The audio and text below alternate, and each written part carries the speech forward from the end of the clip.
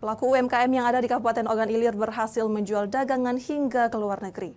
Pernak-pernik aksesoris pengantin yang digeluti sejak 25 tahun lalu menjadi primadona bagi warga Korea, Malaysia, dan Singapura.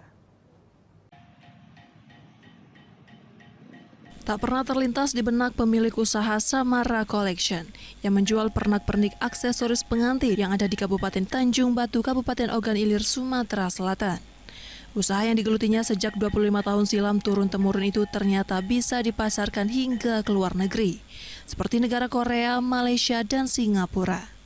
Padahal usaha yang dikelola pasangan suami istri Sakina dan Sirojul Mustaqim ini awalnya hanya mengandalkan modal dari pinjaman KUR yang kemudian terus dikembangkannya.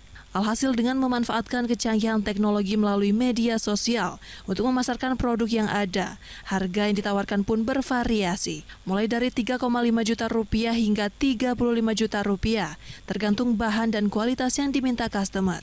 Berbahan kuningan, perak sepuh, dan premium sepuh emas.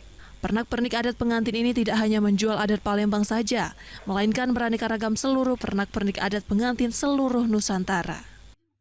Pendapatan besarnya omsetnya lebih kurang di 80 sampai 100 per bulan atau gimana? per bulan. Untuk bahan baku ini dari mana?